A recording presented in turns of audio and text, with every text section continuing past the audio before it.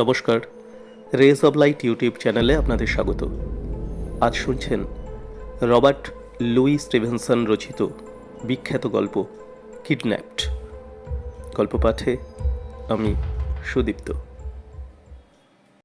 সন্ধ্যা তখনও হয়নি। টিলার মাথায় দাঁড়িয়ে নিষ্পলক চোখে নিচের বাড়িখানার দিকে তাকিয়ে আছে ডেভিড। ওই বাড়িটাতেই তাকে যেতে হবে। লোকে বলছে ওইটি শোয়ের জমিদার বাড়ি, কিন্তু এ কীরকম জমিদার বাড়ি তা কে জানে। বাড়িটা বড় বটে, চারদিকে জমি জায়গাও আছে অনেক, কিন্তু এরকম হতচ্ছাড়া চেহারা কেন? দোতলা থেকে শুরু করে 5 তলা পর্যন্ত গোটা পশ্চিম দিকটাই বিলকুল খোলা। সারা উপত্যকায় সাঁঝের আধার ইতিমধ্যেই ঘনিয়ে এসেছে, কিন্তু ওপর দিকের পশ্চিমের কুঠরিগুলো হাঁ করে আছে অস্ত সূর্যের আলো ঝাঁঝলা পড়ে গেলবার জন্য। ভেতরের দেওয়াল দেখা যাচ্ছে, সিঁড়ির কঙ্কাল দেখা যাচ্ছে, একটা পাল্লাবিহীন জানলা দরজার ফোকর দিয়ে উপত্যকার পূর্বাংশ দেখা যাচ্ছে আধার কালো রহস্য ভরা। পথ চলতে চলতে অনেক লোকের কাছেই খবর নিয়েছে ডেভিড এই বাড়ির সম্বন্ধে। বাড়ির প্রসঙ্গে বাড়ির মালিকের কথাও উঠে পড়েছে স্বাভাবিকভাবেই। এক বাক্যে সবাই বলেছে মালিকটি অতি অসৎ লোক। কি তার দোষ তা কেউ স্পষ্ট করে বলেনি, কিন্তু প্রত্যেকে সরল জোরালো ভাষায় পরামর্শ দিয়েছে ডেভিডকে, যেও না বাপু সেখানে, ও লোকের সংস্রবেই যেও না। একটা স্ত্রীলোক তো আঙুল মোটকে অভিশাপই দিয়েছে শোয়ের জমিদারকে। বলেছে এমন দিন যায় না যেদিন সে তাকে ঠিক ওই রকমভাবেই অভিশাপ না দেয়। সব দেখে শুনে ডেভিডের মনে বিতৃষ্ণা জেগেছে দারুণ। উপায় থাকলে সে এক্ষুনি আবার ইসেন্ডিনে ফিরে যেত। সেখানে বাবা মা আর বেঁচে নেই বটে, কিন্তু পার্দার ক্যাম্বেল এখনও রয়েছে। তার কাছে ডেভিড আশ্রয় পাবে, স্নেহও পাবে, কিন্তু উপায় নেই। ওই বাড়িতে না গিয়ে ডেভিডের উপায় নেই। তার বাপ মৃত্যুকালে একখানি আটা চিঠি তার হাতে দিয়ে গিয়েছেন, ওই শোয়ের জমিদারের নামে সে চিঠি তাকে নির্দিষ্ট স্থানে পৌঁছে দিতেই হবে। তার পিতার শেষ আদেশ পালন করতেই হবে তাকে। সন্ধ্যা হয়ে আসছে, পাহাড় থেকে নামতে লাগলো ডেভিড। বিস্তীর্ণ উপত্যকায় একমাত্র লোকালয় ওই ভাঙা রাক্ষসে বাড়িটা। নামতে নামতে ডেভিড দেখছে দোতলা থেকে আলো নিভে যাচ্ছে, তারপর তেতলা থেকে, তারপর 4 তলা 5 তলা থেকেও। বাড়িটা যেন যক্ষপুরী, কোনো দিক থেকে একটি আলোর রেখা চোখে পড়ে না। অতি সরু পায়ে চলা পথ। এত বড় বাড়িতে ঢুকবার এই রকম রাস্তা। ডেভিডের মনে পড়ল পথে এক গাড়োয়ান বলেছিল বর্তমান জমিদার এভেঞ্জারের বাবা এই বাড়ি তৈরি করতে করতে মারা যান। সর্বাঙ্গ সুন্দর করে সম্পূর্ণ করবার মতো অর্থ তার মজুদই ছিল, কিন্তু এভেনেজার আর সে পথে গেলেন না। বাবা মারা যাওয়ার সঙ্গে সঙ্গেই বাড়ির কাজ বন্ধ করে দিলেন। তারই ফলে এখন মাত্র 1 তলার ঘরগুলোই বাসযোগ্য, আর 2 তলার 2-3খানা। বাদবাকি সমস্ত কুঠরিই অকজেয়। যে বাড়ির বেশিরভাগ ঘরই সম্পূর্ণ হয়নি, তার রাস্তা আর কত ভালো হবে। ডেভিড সাবধানে সেই সরু পথরেখা ধরে অগ্রসর হতে লাগলো। বাড়ির সম্মুখে 2 বৃহৎ স্তম্ভ। এখানে সিংহদ্বারে তৈরি হতে হতে আর হয়নি, আগর দিয়ে আটকানো। তারই পাশ দিয়ে গলে ডেভিড বাড়ির দরজায় পৌঁছালো। এতক্ষণে একখানা জানলার ফাঁক দিয়ে একটু ক্ষীণ আলোক রেখা দেখতে পাওয়া গেল। ভেতরে যেন একটা লোক চলে ফিরেও বেড়াচ্ছে। কিন্তু সন্ধে হতে না হতেই দরজা জানলা সব বন্ধ কেন? একটা চাকর দাসীও বাইরে নেই কেন? সে কথা মনে হতেই কিন্তু হাসি পেল ডেভিডের। রাস্তার লোকগুলো বলছিল বটে জমিদার মশাই এমন কৃপণ যে বাড়িতে তার ভৃত্য জাতীয় কোনো জীব নেই, কোনো দিনই ছিল না। ডেভিড দরজায় ঘা দিল। প্রকাণ্ড দরজা, মোটা ওক কাঠের পাল্লার ওপারে ঘন ঘন গজাল বসানো। একদল ডাকাতও যদি এসে এ বাড়িতে চড়াও হয়, সহজে এ দরজা ভাঙতে পারবে না। ডেভিড ঘা দিচ্ছে, ভেতর থেকে কোনো সাড়া নেই। তবে ভেতরের লোকটা চলাফেরার শব্দ আর পাওয়া যাচ্ছে না। নিশ্চয়ই কান খাড়া করে শুনছে। ডেভিড রেগে গেল। ভয় পাবার কি আছে এই সন্ধ্যাবেলায়? সে আরও জোরে জোরে দরজা পিটোতে লাগলো। হঠাৎ একটা শব্দ হলো ঠিক ডেভিডের মাথার ওপরে, একটা জানলা খোলার শব্দ। দুপা হেঁটে এসে ডেভিড ওপর পানে তাকালো। আবছা আধারে দেখা গেল জানলাটা খুলে তার ভিতর দিয়ে 2টো জিনিস একসাথে বেরিয়ে এসেছে, একটা মানুষের মাথা আর একটা বন্দুকের নল। কে তুমি?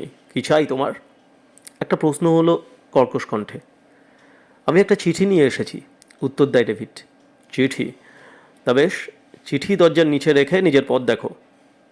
ডেভিড রেগে উঠে বলল, মোটেই না। আমার বাবা আমাকে বলে দিয়েছেন এভেঞ্জার ভ্যালফুডের নিজের হাতে চিঠি দিতে। বাবা? কে তোমার বাবা? একটা বিস্ময়ের সুর গৃহস্বালীর কথায়। আমার বাবা আলেকজান্ডার ব্যালফোর এসেন্ডিনের স্কুল মাস্টার। এক মুহূর্তে ওপরের লোকটা একেবারে নিশ্চুপ। তারপর সে ধীরে ধীরে বলল, আলেকজান্ডার বুঝি মারা গিয়েছে? এবার বিস্ময় বোধ করবার পালা ডেভিডের। এ লোকটা কী করে অনুমান করল যে তার বাবা মারা গিয়েছেন? তবে সে প্রশ্ন না করে সে জবাব দিল, হ্যাঁ, বাবা মারা গিয়েছেন আজ 3 সপ্তাহ হলো। আপনি তাকে চিনতেন তাহলে? লোকটা বলে উঠল, আমার নিজের ছোট ভাইকে আমি চিনব না? তুমি দাঁড়াও, আমি নেমে এসে দরজা খুলছি। কয়েক মিনিট পরে দরজা খোলা পেয়ে ডেভিড ভেতরে ঢুকল। তার মাথা কেমন গুলিয়ে গিয়েছে এই জমিদার মশাইয়ের কথা শুনে। এ তার বাবার ভাই? কই, তার বাবা তো কোনো দিন ঘুণাক্ষরেও একথা তাকে জানতে দেননি যে তার কোনো ভাই আছে, এমনকি মরণকালেও না। মায়ের মুখ থেকেও তো সে এ বিষয়ের কোনো ইঙ্গিত পায়নি কোনো দিন। এই কী রহস্য? দরজার তালা, আগল এবং লোহার শিকল যথাযথ পুনরায় লাগিয়ে বেশ কয়েক মিনিট পরে এবেনেজার মুখোমুখি দাঁড়ালো ডেভিডের। মুখোমুখি বটে, কিন্তু মুখের দিকে না তাকিয়ে। ডেভিডের কী জানি কেন মনে হলো সে পিতৃব্য তার মুখের দিকে তাকাতে পারছে না। দেখি চিঠি, অবশেষে বলল এবেনেজার। চিঠি পড়ছে এবেনেজার। ডেভিড একেবারে এবেনেজারকে দেখছে, একবার দেখছে ঘরখানা। কি করিবানা ব্যবস্থা! একটু সরু মোমবাতি মিটমিট করে জ্বলছে, তাতে সমস্ত ঘরখানা আলো হয়নি। বড় বড় কয়েকটা দেরাজ ছাড়া আর কোনো আসবাব নেই। একটা দেরাজেরই মাথায় খানিকটা সুরুয়া আর এক গ্লাস এল। এল হলো সেই জাতীয় সুরা যাকে সুরা না বলে জলই বলা উচিত। সেই সুরা এবং সেই সুরুয়ার অর্ধেক ডেভিড খেলো, বাকি অর্ধেক এবেনেজার।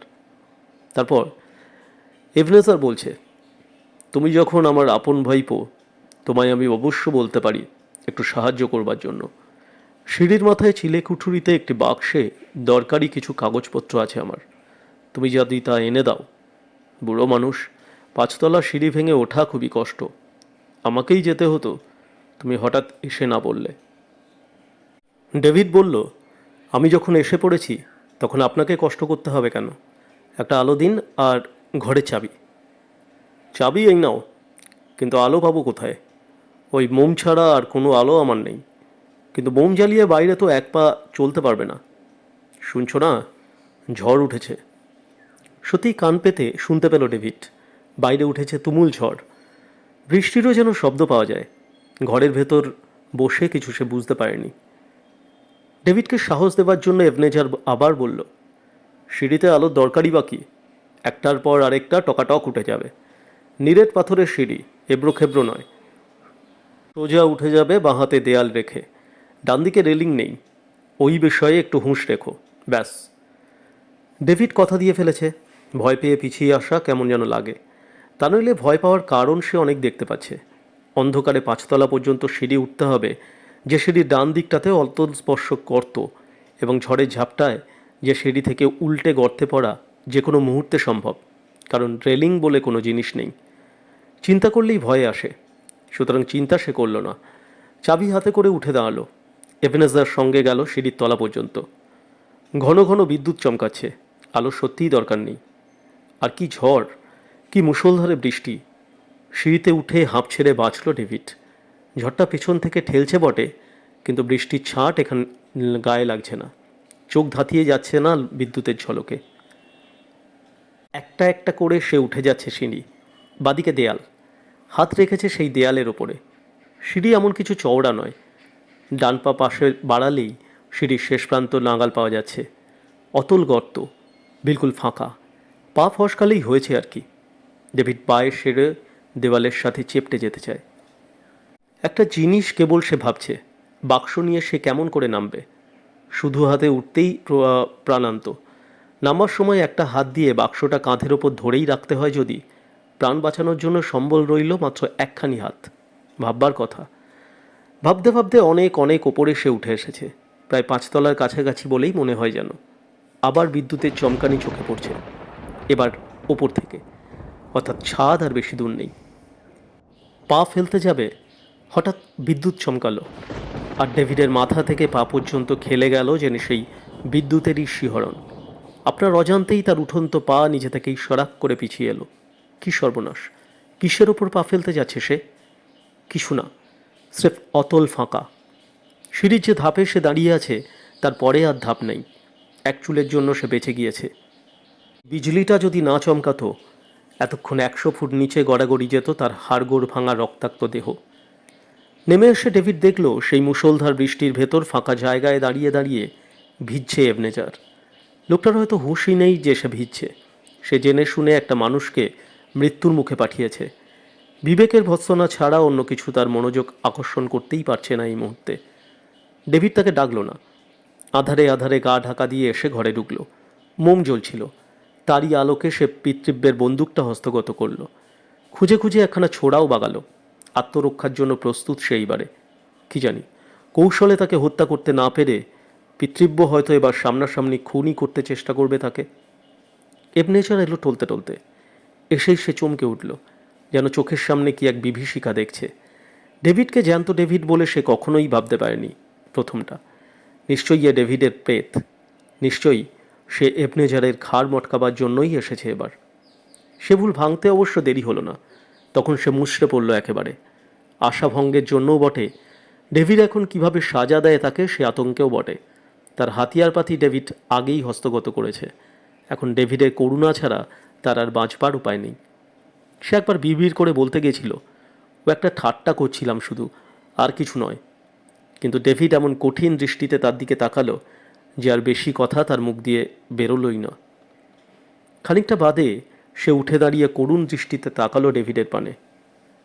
আমি শুইয়ে যাই। ডেভিড তার পেছনে গেল এবং সে ঘরে ঢুকবার পরে বাইরে থেকে তালা বন্ধ করে দিল দরজায়। পরদিন সকালে কিন্তু বাধ্য হলো দরজা খুলে এবনেজারকে বাইরে আনতে। একটা ছোকরা এসেছে চিঠি নিয়ে, এবনেজার ব্যালফুরের নামে।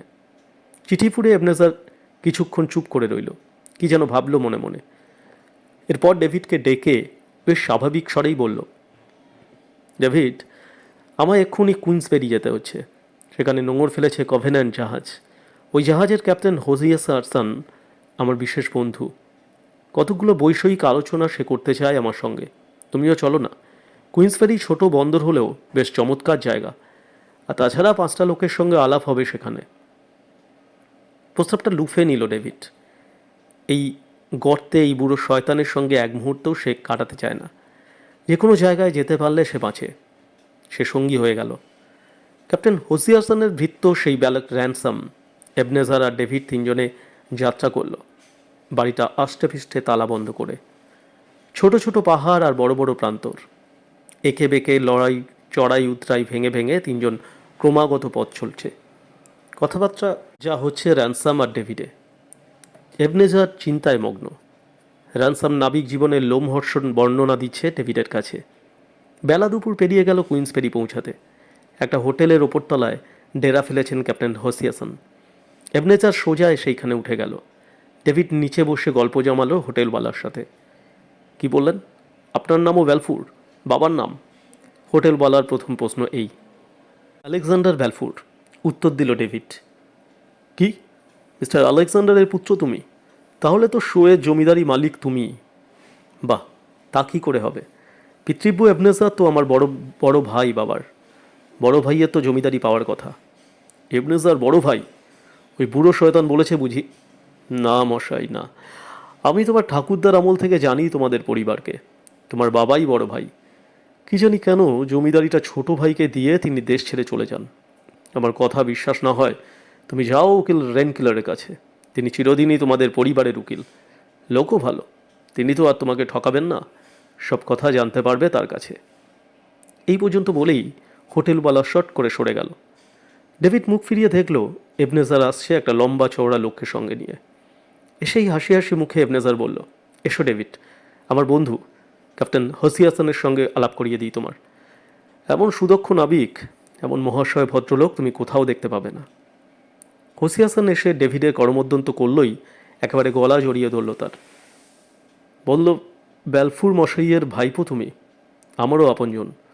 তোমার সঙ্গে একটু আলাপ করব ভালো করে, এমন সময়টুকুও হয়তো নাই।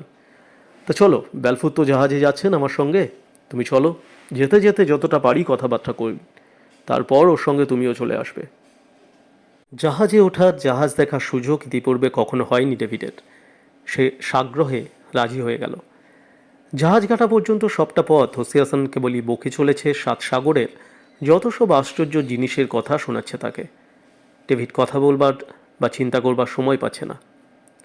ঘাট থেকে অনেক দূরে নোঙর করে আছে জাহাজ। নৌকোয় চড়ে রওনা হলো সবাই জাহাজের পানে।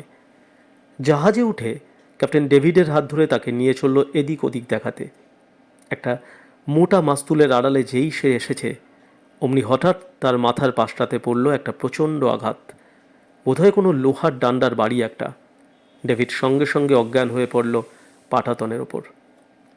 জ্ঞান যখন হলো তখন ডেভিড দেখল জাহাজের অন্ধকার খোলের ভেতর সে পড়ে আছে, হাত পা বাঁধা অবস্থায়।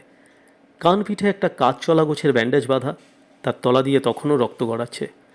ব্যাপারখানা এই, শ্রদ্ধেয় পিতৃব্য মশাই ডেভিডকে আমেরিকায় পাচার করে দেওয়ার ব্যবস্থা করেছেন। হোসে হাসান এই অঞ্চলেই জাহাজ নিয়ে তুলোর আবাদে কৃতদাস রূপে সে বিক্রি করে দেবে ডেভিডকে। দামটা সেই নেবে। এভনেজারও অবশ্য 20 পাউন্ড পারিশ্রমিক তাকে আগাম দিয়েছে। শাখের করাতের মতো আসতে যেতে দুদিকেই মুনাফা হোসে হাসানের। জাহাজের দ্বিতীয় মেট মিস্টার রিয়াক এই জাহাজের দৈত্যকুলে প্রহ্লাদের মতো। একটুখানি বুদ্ধি বিবেচনা দয়াধর্ম তার আছে। তাছাড়া ডাক্তারি না জানলেও এ জাহাজের ডাক্তার তিনিই। ডেভিডের মাথায় ব্যান্ডেজ তিনিই বেঁধেছেন। একটু বাদেই আলো হাতে তিনি এলেন এবং পরীক্ষা করলেন ডেভিডকে। নতুন করে ব্যান্ডেজ বাঁধলেন এবং ক্যাপ্টেনকে জেকে এনে বললেন, ছেলেটাকে মেরে ফেলে কোনো লাভ হবে না আপনার।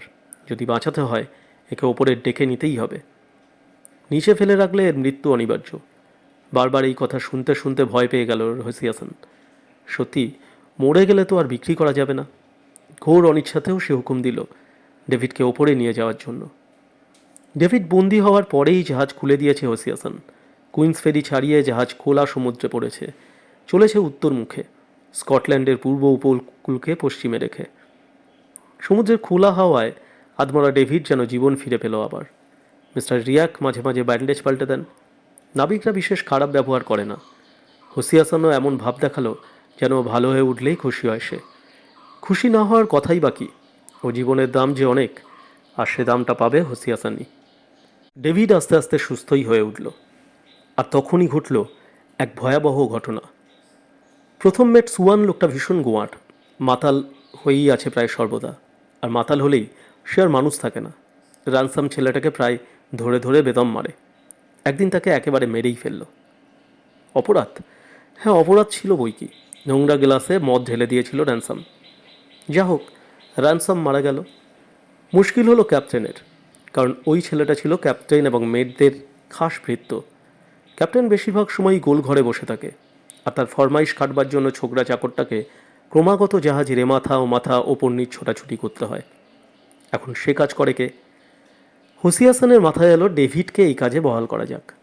ডেভিড তো বেঁচে গেল, কাজ না থাকলে মানুষ বাঁচে কেমন করে? যত ছোট কাজই হোক, কাজ তো, সময় কেটে যাবে তো।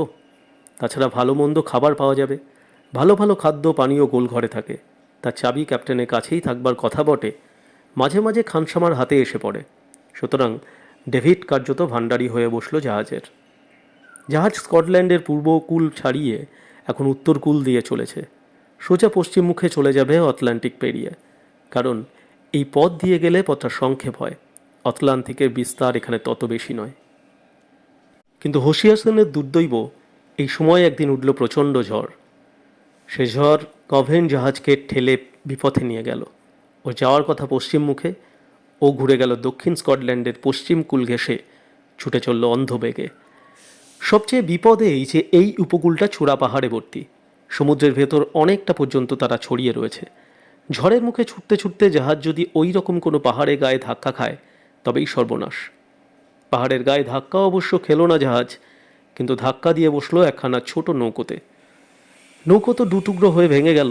লোক ছিল 8-10 জন, নিমেষের মধ্যে অদৃশ্য হয়ে গেল উত্তাল ঢেউয়ের তলায়। একটা লোক, আশ্চর্য ক্ষমতা তার, একেবারে পেছনে ছিল নৌকার। লাফ দিয়ে উঠে ধরে ফেললো জাহাজের একগাছা দড়ি, আর তাই বেয়ে বাজিকরের মতোই অক্লেশে উঠে এলো ওপরে। বেটে খাটো একটি লোক, কাপড় জামা বেশ শৌখিন রকমের, কিন্তু বেশ পুরনো। কোমরে 2টো পিস্তল আর একখানা লম্বা তলোয়ার। টুপি হাতে নিয়ে সপ্রতিভভাবেই এসে ক্যাপ্টেনের সামনে দাঁড়ালো। নৌকাখানা ভেঙে গেল বলে আমি দুঃখিত, ক্যাপ্টেন সম্ভাষণ জানালো এই বলে।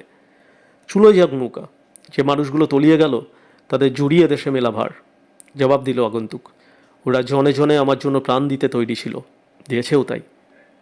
আপনার জন্য হামেশাই নানা লোকে প্রাণ দেওয়ার দরকার হয় বুঝি? ক্যাপ্টেনের প্রশ্নে ব্যঙ্গ আর সন্দেহ সমানভাবে মিশে আছে। ঠিক আমার জন্য নয়, আমাকে উপলক্ষ করে অন্য একজনের জন্য। এই বলে আগন্তুক শীষ দিয়ে একটা গানের সুর ভাঁজতে লাগলো। ক্যাপ্টেন কান খাড়া করলো। এ গান জ্যাকোবাইটদের গান। তাহলে এ ব্যক্তি বিদ্রোহী, হয়তো পলাতক। ঠিক, পলাতক না হলে এই দারুণ দুর্যোগে নৌকা বেয়ে ও কোথায় যাচ্ছিল সমুদ্রপথে? রাজনীতি নিয়ে মাথা ঘামানোর পাত্র হোসিয়াসান নন। যেদিকে 2 পয়সা রোজগারের সম্ভাবনা দেখা যাবে সেই দিকেই চলবে ও। এই লোকটা যদি পালাতে চায়, হোসিয়াসান পারে সাহায্য করতে, অবশ্য উপযুক্ত পারিশ্রমিক দেবার ক্ষমতা যদি এর থাকে। প্রথমে ইশারায় ইঙ্গিতে, তারপর খোলাখুলি আলোচনায় স্থির হলো যে লোকটিকে ফরাসি উপকূলে পৌঁছে দেবে ক্যাপ্টেন 60 গিনির বিনিময়ে। কিন্তু ক্যাপ্টেন তর্ক তুলল তারপরই। তোমার যে 60 গিনি দেবার ক্ষমতা আছে তা কেমন করে জানবো আমি? নিজের জায়গায় পৌঁছে যদি তখন তুমি বলো অর্থ নেই। এ কথার উত্তরে আগন্তুক বিরক্ত হয়ে বলল, আমি স্টুয়ার্ট রাজবংশের লোক, নাম আমার অ্যালেন ব্রেক। আমাকে স্কটল্যান্ডের সবাই জানে। অর্থ আমার কাছে আছে, অবশ্য আমার নিজের নয়। রাজা জেমসের ভক্ত প্রজা আমি। তারই জন্য অর্থ সংগ্রহ করে নিয়ে যাচ্ছি এদেশ থেকে। কিছু ও থেকে খরচ করতে পারি যাতে বাকিটা নিরাপদে ফ্রান্সে পৌঁছায়। এই বলতে বলতে কোমর থেকে একটা গেঁজে বার করে টেবিলের ওপর সেটা উপুর করে ধরে অ্যালান আর হুড়মুড় করে মোহর পড়তে থাকলো তা থেকে। 60 গিনি, অন্তত 600 গিনি যে অ্যালানের কাছে আছে তাতে সন্দেহ নাই। হোসিয়াসানের চোখ দুটো চকচক করে উঠল। ডেভিডকে বলল, ভদ্রলোককে কিছু খেতে দাও, আমি আসছি। এই বলেই সঙ্গীতের ইশারায় ডেকে নিয়ে সে গোলঘর থেকে বেরিয়ে জাহাজের ও মাথায় চলে গেল। অ্যালান খেতে খেতে বলল, ওহে ডেভিড, এই 1 গ্লাস মদে আমার কি হবে? 60-60টা গিনি দিচ্ছি, একটু ভালো করে খাওয়াতে চাও তো আমাকে? একটা বোতল এনে আমার সামনে রাখো। ডেভিড বললে, তাহলে আপনি খেতে থাকুন, আমি ক্যাপ্টেনের কাছ থেকে চাবি চেয়ে নিয়ে আসি। মদ এই ঘরেই আছে, আলমারিতে বন্ধ। এখন এই গোলঘরটি হলো জাহাজের দুর্গ। ডেক থেকে অন্তত 6 ফুট উঁচুতে তৈরি, একটিমাত্র দরজা আর একটিমাত্র জানলা। ক্যাপ্টেন এখানে থাকে, মেটরাও। জাহাজের সব বন্দুক আর গুলি বারুদ এই ঘরেই থাকে। তলোয়ার অবশ্য থাকে অন্য জায়গায়। এখন ডেভিড গেল চাবি আনতে। গিয়ে দেখে ক্যাপ্টেন তার 2জন মেট এবং মাতব্বর কয়েকজন নাবিককে নিয়ে আলোচনায় ব্যস্ত। আগন্তুকের কাছে যখন এত এত গিনি রয়েছে, তখন তাকে মেরে ফেলে মোহরগুলো দখল করে নিলে ক্ষতি কী? কি দরকার তাকে ফরাসি দেশে পৌঁছে দেবার? অতখানি মেহনতের বিনিময়ে মাত্র 60টি গিনি রোজগার। বলা বাহুল্য, এ প্রস্তাবে একটি লোকেরও আপত্তি হয়নি। এখন জটলা চলছে কি উপায়ে গোলঘর থেকে একটা বন্দুক আনিয়ে নেওয়া যায়। বন্দুক পেলে এইখান থেকে গুলি করে লোকটাকে নিকাশ করে দেওয়া যায়, কিন্তু সামনাসামনি বন্দুক আনতে গেলে হয়তো সন্দেহ করতে পারে লোকটা। ওর পিস্তল আছে, তলোয়ার আছে। সন্দেহ হলে 2-1জনকেও ঘায়েল করতেও পারে নিজে মরবার আগে। ডেভিডকে দেখে ক্যাপ্টেনের মাথায় ফোন দিয়ে এলো। ডেভিড, তুমি গিয়ে ওকে মদ বার করে দাও, আর তারপরই একটা বন্দুক আর কিছু গুলি বারুদ নিয়ে আমাদের কাছে চলে এসো। আমরা কেউ আনতে গেলে ও সন্দেহ করবে। তোমার মতো ছেলে মানুষ কি করছে না করছে ও খেয়ালই করবে না হয়তো। যদি জিজ্ঞাসা করে, বলবে যে বন্দুক চালানো অভ্যেস করবে তুমি। হুম বলে সায় দিয়ে ডেভিড তাড়াতাড়ি ফিরে এলো গোলঘরে। ওর এক মুহূর্ত লাগেনি মতলব স্থির করে নিতে। এরা এই আগন্তুককে খুন করতে চাইছে। ডেভিড কি খুনিদের দলে ফিরবে? সে না একটা সম্ভ্রান্ত বংশের বংশধর। সে গোলঘরে এসে মদের বোতল বার করতে করতে মৃদুস্বরে বলল, অ্যালেন ব্রেক, তুমি কি খুন হতে চাও? অ্যালেন চট করে মাথা তুলে বলল, কি? ডেভিড সব কথা খুলে বলল তাকে। একথাও বলল যে সে নিজে এই ক্যাপ্টেনের লোক নয়, তাকে চুরি করে ধরে এনে বন্দি করে রাখা হয়েছে জাহাজে, আমেরিকায় নিয়ে গিয়ে কৃতদাস রূপে বিক্রি করার উদ্দেশ্যে। যতটা সাধ্য অ্যালেনকে সাহায্য সে করবে। অ্যালেন বলল, তাহলে এক কাজ করো, বন্দুক আমার দরকার নেই, কারণ প্রথমে আমি আক্রমণ করব না। যতগুলো পিস্তল এখানে আছে গুলি ভরে ফেলো, আর বেছে নাও একখানা তলোয়ার। জানলা দিয়ে বা ওপরের ওই আলো আসবার ফোকর দিয়ে যদি কেউ ঢুকবার চেষ্টা করে, গুলি করবে তাদের পিস্তল দিয়ে। দরজা আগলাবার ভার আমার। এদিকে বন্দুক নিয়ে ডেভিড আসে না দেখে তলোয়ার নিয়েই ক্যাপ্টেন সদলে এগিয়ে পড়েছে। ওদিকে 15টা নাবিক তলোয়ার হাতে নিয়ে তেড়ে আসছে। এদিকে একা অ্যালান। কি দুর্জয় সাহস লোকটার, একটুও সে ঘাবড়ায়নি। কিন্তু তাকে তারিফ করবার সময় আর জুটল না ডেভিডের। লড়াই শুরু হয়ে গেল। একটা ক্রুদ্ধ গর্জন করে তলোয়ার উঠিয়ে ছুটে এলো ক্যাপ্টেনের দল। কিন্তু দরজার ফাঁক দিয়ে সব কয়জন তো আর একসাথে এগিয়ে আসতে পারে না। বড়জোর 2জন। কাজে অ্যালানকে খুব একটা অসম প্রতিযোগিতার সম্মুখীন হতে হলো না। সে যে অস্ত্রবিদ্যায় চৌখস তাতে ডেভিডের আর সন্দেহ রইল না। প্রথম মেট সুয়ান, সেই বালকভৃত্য র্যানসামের হত্যাকারী, সে প্রথম চোটেই মারা পড়ল অ্যালানের হাতে। মারা পড়ল আরও 4 জন ক্রমে ক্রমে। এদিকে ওপরের আলোর ফোকর দিয়ে নামবার চেষ্টা করতে গিয়ে ডেভিডের গুলিতে নিহত হলো আরও 2 জন। বাদবাকি সবাই প্রাণ নিয়ে পালিয়ে গেল গোলঘর থেকে। আর তারপরই জাহাজখানা আচমকা ধাক্কা খেল এক ডুবো পাহাড়ে। সেই ধাক্কা খাওয়ার সঙ্গে সঙ্গেই ডেভিড দাঁড়িয়েছিল রেলিংয়ের ধারে, একেবারে ছিটকে পড়ল সমুদ্রে। ডুবতে ডুবতে একখানা তক্তা সে ধরে ফেলল। ঢেউয়ে ঢেউয়ে সে যখন তক্তা সমেত ভেসে যাচ্ছে, সেই সময় শুনতে পেল শোরগোল। নাবিকরা নৌকো নামাচ্ছে জাহাজ থেকে। ডেভিড কয়েকবার ডাকলো তাদের, তারা তা শুনতে পেল না। তারপর সে কি অসহ্য কষ্ট 3-4 দিন পর্যন্ত। এক জনশূন্য ছোট্ট দ্বীপে গিয়ে উঠল ডেভিড। সেখানে একটা গাছ পর্যন্ত নেই যার তলায় মাথা গুজে দাঁড়ানো যায়। শামুক গুগলি খেয়ে আর বর্ষাই হোক রৌদ্রই হোক, ন্যাড়া পাহাড়ের উপর পড়ে থেকে প্রতি মুহূর্তে জুম যন্ত্রণা ভোগ করতে হলো ডেভিডকে। 4 দিনের দিন তার ভাগ্য মুখ তুলে চাইল। সে আবিষ্কার করল যে পূব দিকের সমুদ্র শাখাটা ভাটার সময় একদম শুকিয়ে যায়। সে হেঁটে পার হয়ে গিয়ে ওপারে উঠল। এটা আর দ্বীপ নয়, স্কটল্যান্ডের মূল ভূখণ্ডের অংশ। ইতিমধ্যে জাহাজ থেকে নাবিকেরা নেমে অন্যদিকে চলে গিয়েছে। অ্যালানও তাদের সঙ্গেই নেমেছিল।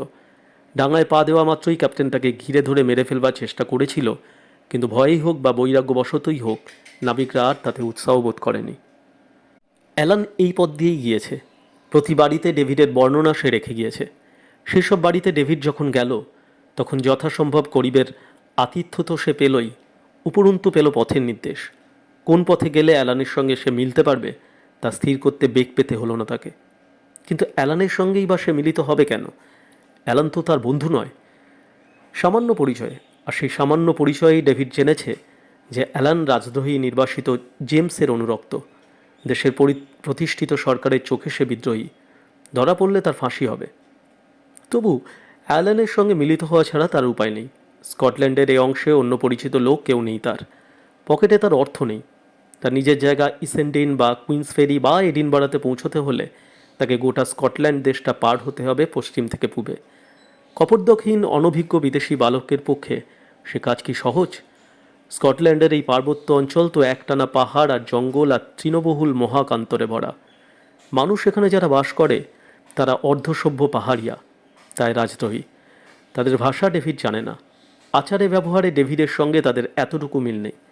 কিভাবে তাদের কাছ থেকে তিলমাত্র সহানুভূতি বা সাহায্য সে পেতে পারবে তা মাথায় এলো না ডেভিডের। সুতরাং অ্যালানের সন্ধানেই সে চলেছে। একদিন এক পাহাড়ের পাদদেশে 4 জন অশ্বারোহীর সঙ্গে তার দেখা। অগ্রবর্তীকে সে জিজ্ঞাসা করল জেমস স্টুয়ার্টের বাড়ি যাবে কোন পথে। সেইখানেই অ্যালানের দেখা পাবে ডেভিড এইরকম আশ্বাস সে পেয়েছিল। ডেভিড কথা কইছে অশ্বারোহীর সঙ্গে। হঠাৎ পাহাড়ের মাথা থেকে একটা বন্দুকের শব্দ হলো আর গুলিবিদ্ধ হয়ে সেই অগ্রবর্তী অশ্বারোহী পড়ে গেল মাটিতে। বাকি অশ্বারোহীরা চেঁচিয়ে উঠল, ধর ধর ছোকরাকে, ও নিশ্চয়ই হত্যাকারী সহকারী। শুনেই ডেভিড দ্রুত পাহাড়ে উঠতে লাগলো দারুণ ভয় পেয়ে। পেছনে তাড়া করেছে অনেক লোক। পাহাড়ের মাথায় উঠেও ডেভিড ছুটতে লাগলো। একটা ছোট জঙ্গলের ভেতর ঢুকতেই সে যাকে দেখতে পেল সে আর কেউ নয়, অ্যালান ব্রেক। অ্যালানের সঙ্গে তার আত্মীয় জেমস স্টুয়ার্টের বাড়িতেই এসেছে ডেভিড। না এসে উপায় কি? তার পেছনে সরকারি হুলিয়া ঘুরছে। সারা দেশ চষে ফেলছে রাজসৈন্য তাকে ধরবার জন্য। অজানা দেশে অজানা পরিবেশে নিজে পথ করে চলবার ক্ষমতা তার কোথায়? যে লোকটাকে গুলি করে মারা হয়েছে সে একটা কেউকেটা নয়, রীতিমতো গণ্যমান্য লোক, সরকারি তহসিলদার। নাম তার অ্যাপিন। লোকে তাকে লাল শিয়াল বলে ডাকে, কারণ তার মাথার চুল ছিল লাল। তার অত্যাচারে অতিষ্ঠ হয়ে জ্যাকোবাইটরাই মেরে ফেলেছে তাকে। ডেভিডের বরাত মন্দ। যে ব্যাপারের সঙ্গে তার কোনো সম্পর্কই নেই তাইতেই সে জড়িয়ে পড়েছে একান্ত আকস্মিকভাবে। প্রথমে সে ভেবেছিল অ্যালানই বুঝি হত্যাকারী, কিন্তু পরে তার ভুল ভাঙল। দূর থেকে হত্যাকারীকে সে এক পলক দেখতে পেয়েছিল। তার পরনে ছিল কালো কোট, হাতে ছিল বন্দুক।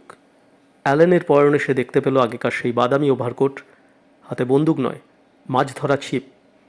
তবে নিজে অ্যালান হত্যাকারী না হলেও আসল দোষীকে সে জানে। তা পাকে পোকারে সে একরকম স্বীকার করে নিয়েছে বই কি। অ্যালান জানে, কিন্তু মরে গেলেও তার নাম প্রকাশ করবে না। সে করবে না, জেমস করবে না, করবে না পার্বত্য অঞ্চলের কোনো পুরুষ বা নারী। লাল শিয়াল মারা যাওয়াতে প্রত্যেকে খুশি। লাল শিয়ালের হত্যাকারীকে আড়াল করে রাখবার জন্য যে কোনো পাহাড়িয়া জ্যাকোবাইট অনেক নির্যাতন সহ্য করতে প্রস্তুত। জেমস নিজেও বিপন্ন।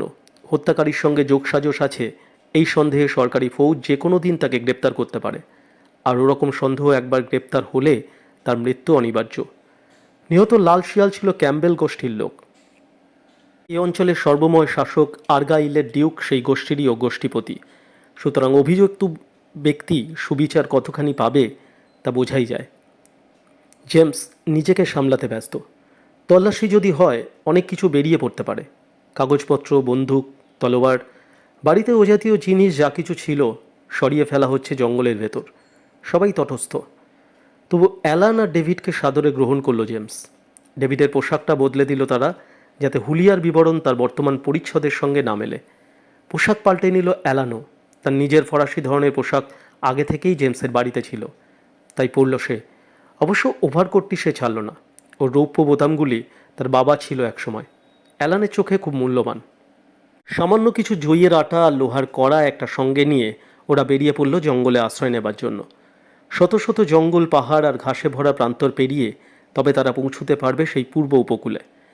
ডেভিডের সেখানে বাড়ি, আর অ্যালান সেইখান থেকে জাহাজ পাবে ফরাসি দেশে পৌঁছাবার। সৈন্য ছুটেছে পেছনে। কতবার যে ধরা পড়তে পড়তে বেঁচে গেল। লাফিয়ে ঘাসের ভেতর শুয়ে পড়ে আছে প্রচণ্ড রোদ্দুরে। মাথা তুললেই দেখতে পাবে রাজসৈন্য। তারা পাহাড়ের গায়ে গায়ে পাহারা দিচ্ছে। খাওয়া জইয়ের আটা জলে ভিজিয়ে তাই গেলা। আগুন জ্বালাতে সাহস হয় না। যদি কখনো কোনো অতি নিভৃত জঙ্গলে আগুন করা সম্ভব হলো, কোনো খরগোশ মেরে বা নদীর মাছ ধরে পুড়িয়ে নেওয়া গেল, তাহলে তো সেদিন রীতিমতো ভোজ। এইভাবে পথ চলতে চলতে অসুখে পড়ে গেল ডেভিড। সে আর হাঁটতে পারে না। অ্যালান তাকে ধরে নিয়ে চলতে লাগলো, কখনো বা বহন করতে লাগলো পিঠে করে। অবশেষে আশ্রয় মিলল এক অপরিচিত পাহাড়িয়া পল্লীতে। এরাও স্টুয়ার্ট গোষ্ঠীর লোক, অ্যালানের সমগোত্রীয়। যদিও অ্যালানের বাড়ি এখান থেকে বহু বহু দূরে, যদিও অ্যালান আগে কখনো এই অঞ্চলে আসেনি বা এই অঞ্চলের কেউ কখনো অ্যালানের গ্রামে যায়নি, তবু বংশটা তো একই।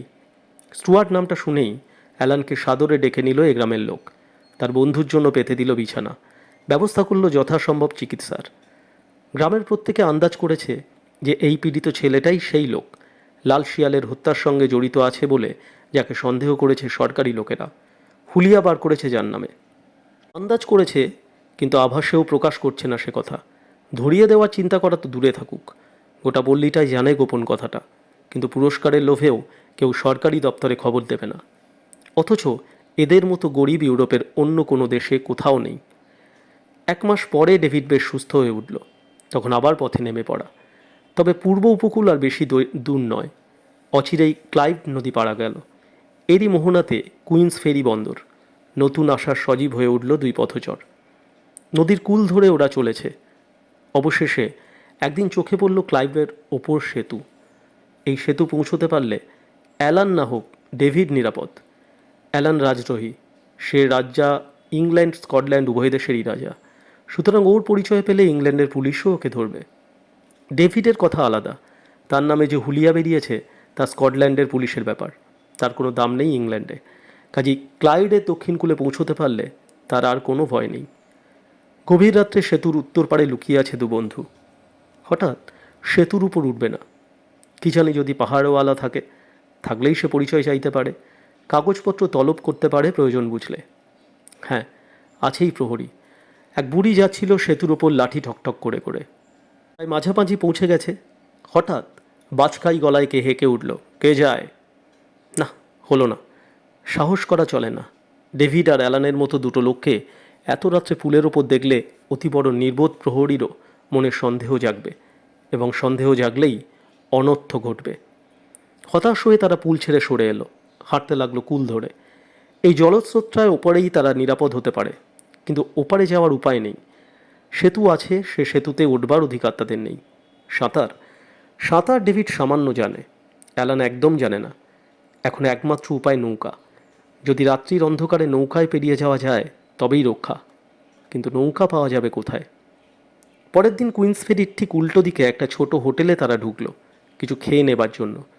হোটেলওয়ালা অনুপস্থিত। একটিমাত্র মেয়ে উপস্থিত রয়েছে খরিদ্দারদের ভোজ্য পানীয় জোগাবার জন্য।